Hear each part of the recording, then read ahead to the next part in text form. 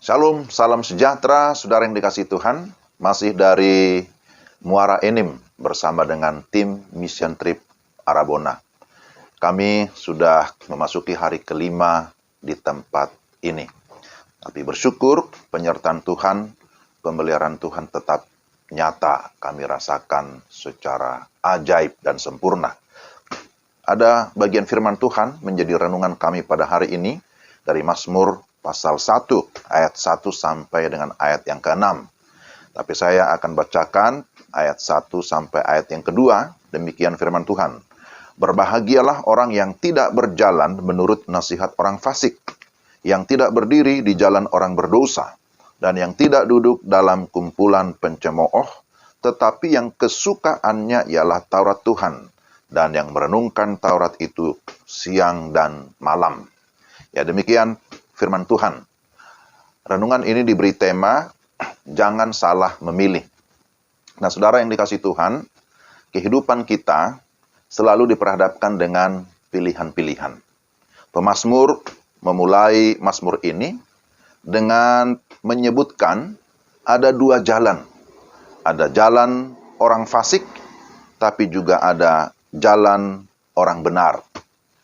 Terhadap kedua pilihan ini, memang kita harus mengambil satu sikap. Seperti apa jalan orang fasik?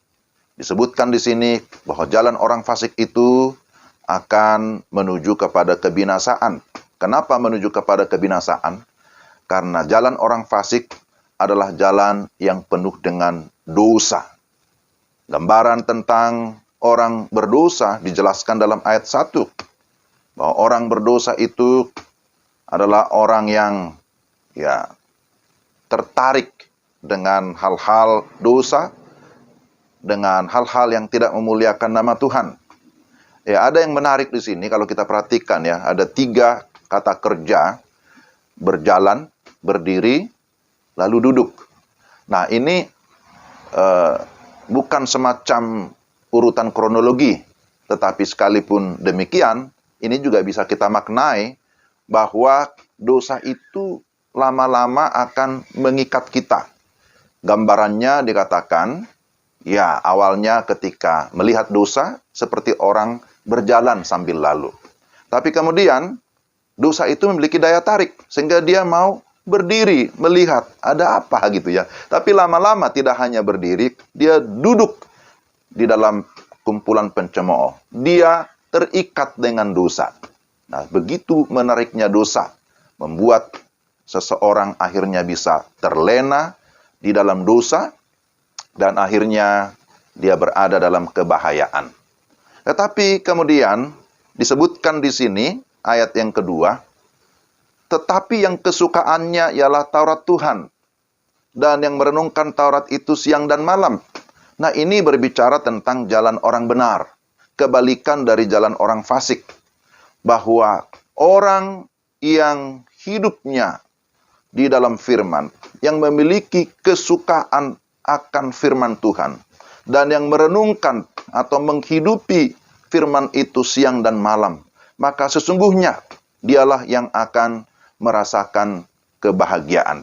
Jadi begitu jelas di sini ya, seseorang memang bisa hidup di dalam dosa, tetapi ketika dia berbalik dari dosa, dia akan memiliki satu kesenangan, satu kesukaan yang baru, itulah firman Tuhan. Dan firman Tuhan itulah yang akan menuntun kita menuju kepada kepastian hidup yang kekal. Jadi di sini kita lihat bahwa di bagian akhir disebutkan, jalan orang yang fasik itu menuju kepada kebinasaan. Tetapi jalan orang benar itu menuju kepada kepastian keselamatan. Jalan orang fasik menuju kepada kebahayaan, tapi jalan orang benar menuju kepada kebahagiaan. Jadi kita perhatikan di sini, jikalau seseorang sudah hidup di dalam firman Tuhan, kalau seseorang sudah sungguh-sungguh melakukan firman Tuhan, maka dia digambarkan seperti pohon yang ditanam di tepi aliran air, yang menghasilkan buahnya pada musimnya, dan yang tidak layu daunnya. Apa saja yang diperbuatnya berhasil. Jadi inilah sebenarnya yang Tuhan cari ya.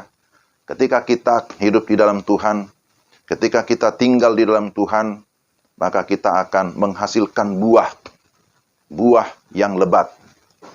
Bahwa buah itu kemarin juga sudah disinggung, ada dua buah ya, ada buah pertobatan, yaitu adanya karakter yang diperbaharui, sehingga ada damai sejahtera, sukacita, dan seterusnya.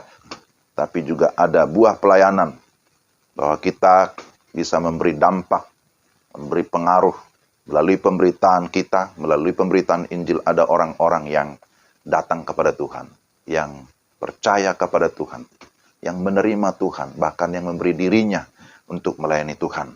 Nah, itulah sesungguhnya yang juga mendorong kami, memotivasi kami untuk mau melakukan mission trip ini. Kami datang ke tempat ini dengan satu tujuan, supaya melalui pelayanan kami ada orang-orang yang sungguh mau menyerahkan hidupnya kepada Tuhan. Jadi, jangan salah memilih. Bahwa ketika kita salah memilih, maka ujungnya adalah kebahayaan, kebinasaan. Tapi ketika kita memilih dengan tepat, memilih dengan benar, maka kita akan mendapatkan kebahagiaan. Mari kita berdoa. Tuhan, terima kasih firman-Mu mengingatkan kami bahwa hidup di dalam dunia ini memang kami diperhadapkan dengan pilihan. Tetapi kami bersyukur bahwa Engkau sudah lebih dahulu memilih kami, sehingga kami dapat memilih yang benar. Kami berdoa supaya Roh Kudus menolong kami, sehingga kami dapat melakukan firman-Mu dalam hidup kami tiap-tiap hari. Dalam nama Tuhan Yesus kami berdoa. Amin. Ya, sampai jumpa lagi di kesempatan berikutnya. Tuhan memberkati Bapak Ibu Saudara sekalian. Salam.